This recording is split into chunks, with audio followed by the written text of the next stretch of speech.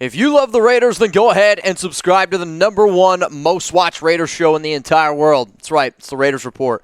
We are the #1 most watched. Why? We're dedicated. We keep you guys up to date with the latest news, rumors. We were live for the entire NFL draft, and man, shout out to Raider Ron, David Zahn, and all y'all are crazy mother effers out there that tuned in with us. I bleed silver and black, and if you do too, hit that subscribe button.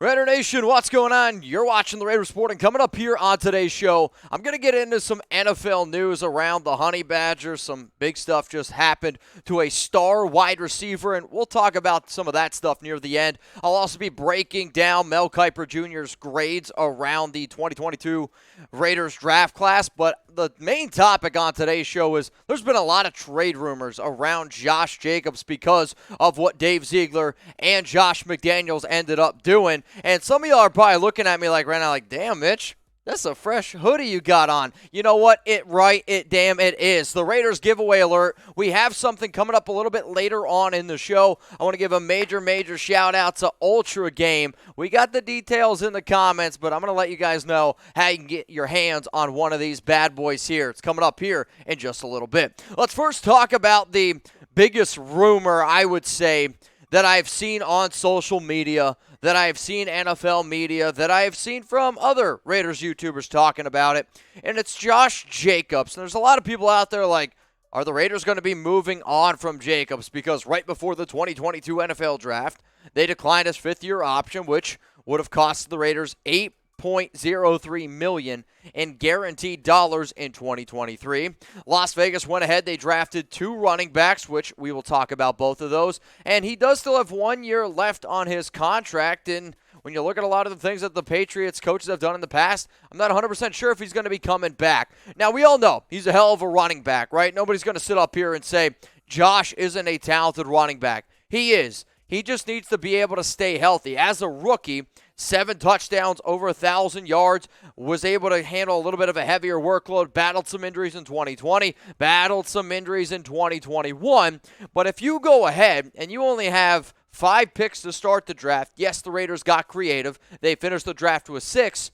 But if out of those 6 picks, you use 2 of those on a running back, I can absolutely understand why the rumors start popping up. But then you go ahead, you decline a fifth-year option. As it stands right now, here's what I think the Raiders' running back depth chart looks like. You got Jacobs as your 1. Kenyon Drake's going to be your 2. I would probably say Brandon Bolden is more likely your 3rd down running back, somebody who you would use in a 2-minute warning style of thing, which you might also be able to use Kenyon Drake. But Zamir White's your RB3. Britton Brown, you also went ahead and drafted out of UCLA. When I look at Jacobs and I look at Zamir White, I see very similar running backs, if I'm being 100% honest with you. And when you talk about Zamir White, one of the easiest indications that tells me that McDaniels, that tells me that Dave Ziegler liked this kid a lot, not only drafting a player, but when you move up, when you trade up, and yes, the Raiders did trade back with Minnesota. Then they went ahead and they traded back up. The Raiders got pick 122. They got pick 250, so you move down a little bit in the 7th round. You move up 4 picks in the 4th round. I thought it was a good deal. And then you traded up for a player. Coaches only do that when they are really excited about a guy. And Tom Downey had him ranked 129th on his list. Had him ranked as his number 8 running back overall. And considering the fact that the Raiders took him at 122, there is, some value similar there. I like Zamir White. I thought that the ranking was fair. I definitely see more of a power runner. He's tested like a really good athlete, ran a 4.4, doesn't have the best pass-catching ability, but he didn't show it in college because he didn't need to. And I go back and I watch a lot of the tape, and Zamir White's a bulkier running back. He also has some injury issues of his own. I know he's got a torn ACL, which I believe he's torn twice in that knee. But at 5'11", he's essentially 6 foot, 215 pounds. He's a bowling ball. 11 touchdowns, almost 900 yards last season for Georgia. And he's the reason why the trade rumors are there. The cherry on top for a lot of people out there was going out and getting Britton Brown, the running back from UCLA, in round 7, 250. He's also 6 foot. He's also 210 pounds. bigger style of a running back, but in terms of athletic ability, Britton Brown's not even in the same conversation as Zamir White and as Josh Jacobs. So after hearing some of that, what do you guys have to say? And I'm actually going to make this the pinned comment on today's video. So for those of you that are watching, you're about to get hit with a YouTube ad break, and I want you to scroll on down right now, and let me know, will Josh Jacobs get traded, type T for trade or K for keep? In terms of, are the Raiders going to be keeping Josh Jacobs in 2022? I'm going to go ahead and give this one 4 just win babies, and I'm going to say believe it, baby. There is a 100% chance that Jacobs is going to be on the Raiders roster this year. Just because you decline somebody's fifth-year option doesn't mean that they're not going to use him. I get it. Drafting 2 running backs. When I look at this draft by McDaniels and Ziegler, I see them planning for the future. They got big guys up the middle. They got big guys on the offensive line. They are trying to win in the trenches. And just because they declined his fifth-year option, that doesn't mean Josh isn't going to be coming back in 2023. There's a chance. Usually what happens is a team says, we like him, he's good, we just don't want to go ahead and bring him back for $8.03 million fully guaranteed money. If Josh wants to take a cheaper contract, that is an option. So that being said, do you think that the Raiders try to figure out a way to bring back Jacobs in 2023? My question, will Josh be on the Raiders in 2023? Y for yes, or you could type N for no. Here's what I'm going to say. Is this the last year for Josh Jacobs in Las Vegas? I'm going to give it 3 just win babies. I believe that it's pretty likely. I would go ahead and say it's a 75-80% chance of it happening. I know the McDaniels and Ziegler love Zamir White, and personally, I just think that there's going to be another team out there that gives Josh Jacobs a bigger payday. He's a good back, and when you go back and you look at a lot of what New England has done, especially with Josh McDaniels, since he's come with his second stint, if you will, as the Patriots OC back in 2012, this is what the Patriots do. They have a talented running back. They go ahead, they take somebody a little bit later on, and then they switch them. It's just what they do every time. So I still see Josh getting plenty of work this season. So if anyone out there is like, oh, I ain't taking him in fantasy football, I would still take Josh in fantasy football, no doubt about it. And I actually have a fun, we'll say, stat projection for Josh this upcoming season.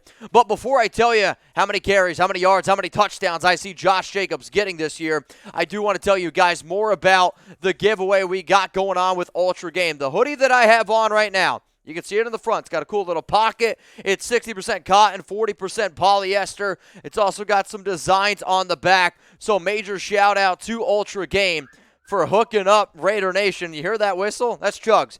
Chugs is in the background whistling at me. You know why? Because people are going to whistle at you if you're wearing this hoodie. It's chatsports.com/Raiders giveaway is the link if you want to see a little bit more about it. And if anyone out there just wants to, I don't know, go ahead and get even more products from this company, they got a bunch of other stuff. But here's what you got to do if you want a chance to win it. You remember how earlier on in the video I said pinned comment?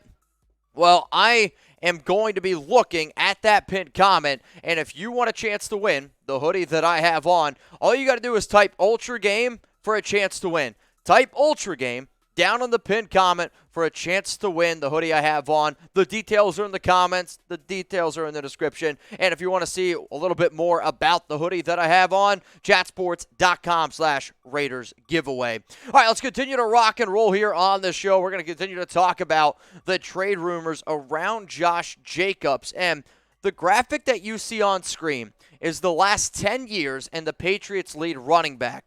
The reason why I'm showing y'all this is because McDaniels has been the OC for New England the past 10 years. You had Damian Harris, 202 carries, 929 yards. Harris again, 137 for 691. You guys can read all the other numbers up on screen, but an interesting fact, okay, and I want you to think about this.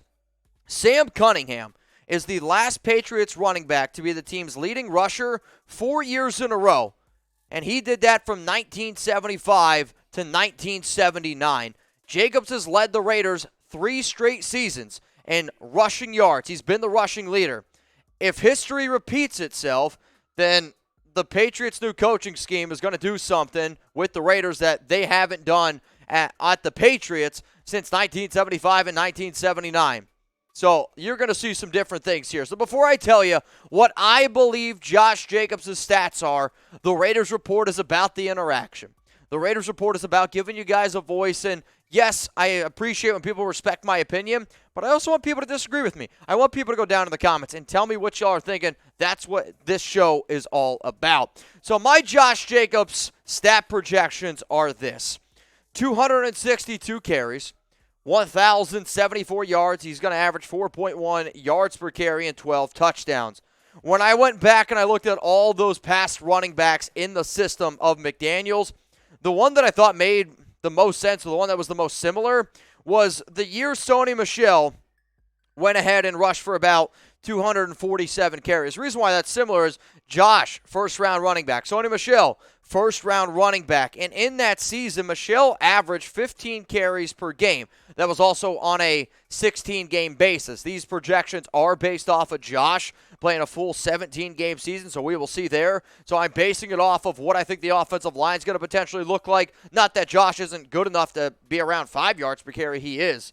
But the interior offensive line is still a little bit of an eyesore overall for this Raiders team. And last season, Harris, he had 15 touchdowns. So these are the numbers that I am projecting for Josh Jacobs. He's going to have a good season. He's not going to be on the Raiders in 2023. And then it's going to be the Kenyon Drake, Zamir White show from there on out. If you want an extra show today, well, this is kind of cool. So last week was a very busy week here at Chat Sports. And I'm going to just be honest with you, from Thursday to Saturday, we were here at the studio for 45 hours. We came in on our off day on Sunday to give you guys the UDFA cuts. So I'm actually going to be going live on Locals. You can go ahead and by going to RaidersReport.locals.com to join the live show. 6 p.m. Eastern Time, 3 p.m. Pacific. So as the time I'm recording this, it's coming up in like 90 minutes from now. We're going to be talking about the draft. We're going to be talking about the UDFAs. And speaking of UDFAs, I'm actually dropping this video tomorrow on Locals. I saw a lot of y'all enjoyed the UDFA video. Well, how about this? I go ahead and grade all 13 of the Raiders UDFAs, and this is going to be for supporters only. So if you want to see it, it's $10 for the month. You can pay $100 for the year, or you can do a one-time supporter buy, essentially, to see what it's like for $5.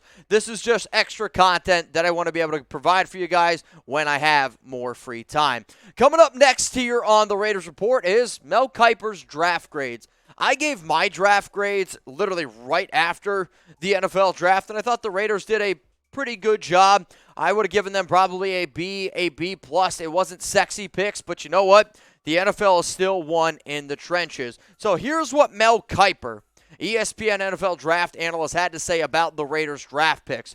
The new front office in Las Vegas has made a bunch of changes, most notably trading for star wideout Davante Adams, which depleted its draft class. Without a first or second round pick, this is a tough to grade. Even so, Raiders general manager Dave Ziegler must be an ESPN.com reader because he used 2 of his first 4 picks on my favorite prospects in this class. I said on the broadcast, that guard/center Dylan Parham could be a Pro Bowler. He started 51 games at Memphis, playing right tackle and guard. He'll be even better inside, and the Raiders got him about 30 picks later than I projected him to go. He also went ahead and said this: I had a round 4 grade on Mathieu Butler, 175 overall is where the Raiders took him, who will have a long NFL career, even if it's just as a rotational defensive tackle. They added Neil Farrell Jr. at 126, a defensive tackle too, but at 330 pounds, he is more of a traditional nose. There, Munford at 238 started 45 games on the offensive line at Ohio State and could be a solid backup. So in terms of the grade, Mel ended up giving the Raiders a B grade, which, considering the fact that they didn't have a first or a second round pick, I thought was a very fair grade. It's essentially what I ended up giving the Raiders. And you know, McDaniels and Ziegler, they said they're going to go ahead and they're going to take the players that were best on their board. They weren't going to ultimately worry about biggest needs. So I did think it's fair. But I also think this: people, if you're going to include the Raiders draft grades, you still have to include Davante Adams. This was the deal that ended up going down to get Adams in the silver and black. Packers got a 2022 overall pick and a 53. which essentially turned into this. Imagine a world where I told you that the Raiders get Davante Adams for Quay Walker and Christian Watson. The Packers also had to trade their 59 and 53 to go all the way up to 34 to get Christian Watson. I like Quay Walker. I had him as a round 2 grade. I like Christian Watson. I had him as a round 2 grade. So now I'm going back. I'm looking at the draft, and I'm like, the Raiders got Davante Adams for 2 second-round picks. So when you consider the fact of the Raiders draft, plus Davante Adams, the grade is an A+, and it's an A+++, because you get Derek Carr as number 1 receiver. All the other players that were available there at 22, I'm talking about the top receivers where Drake London, Chris Olave, Garrett Wilson, Trevor Penning was gone at number 19. Jahad Dotson was gone at 16. Jamison Williams was gone at 14. The top receivers and the top tackle all gone, plus Jordan Davis. Who the hell were you going to pick? They weren't going to equal Davante Adams. That I can guarantee you. So here's your opportunity now. You can go ahead and grade the Raiders draft with the Davante Adams trade. I anticipate every person out there typing A+, but I'm still going to ask you anyway. Go ahead and give it a grade. Now, right when I started filming this show, the NFL news that I was going to talk about wasn't this, but there is some breaking news. The Arizona Cardinals star wide receiver DeAndre Hopkins, and when people ask me, who are the top receivers in the NFL? I say Davante Adams, DeAndre Hopkins, and right now Cooper Kupp. Well, DeAndre Hopkins just got suspended for 6 games for violating the PED policy in the National Football League. The other big-time news that happened today was around the Honey Badger, and I'm sad because probably the question I still get asked the most was, will the Raiders go out and sign him? The answer now is no, because he is returning home to New Orleans. He signed a 3-year, $33 million deal with $18 million guaranteed. From everything that I've heard, the Eagles were the team that checked in, but the Saints were always the front runner for the Honey Badger. With that being said, I do have a live show coming up tomorrow around the Raiders Report, so please hit that subscribe button. If anything else happens, remember, you can always hit me up on IG or on Twitter at MitchellRents365. And now that Tyrann's gone, and this still remains to be it, the number 1 free agent that the Raiders need to go out and get, his name is Darrell Williams. He would be the right tackle, and that's the dude that I think Josh McDaniels, that I think Dave Ziegler should go ahead and get. All right, y'all, if you haven't, remember, I'm about to get ready to go on Locals Live. Tomorrow's going to be the Raiders Report Live, 6 p.m. Eastern Time, 3 p.m. Pacific. Until then, enjoy the rest of your Monday.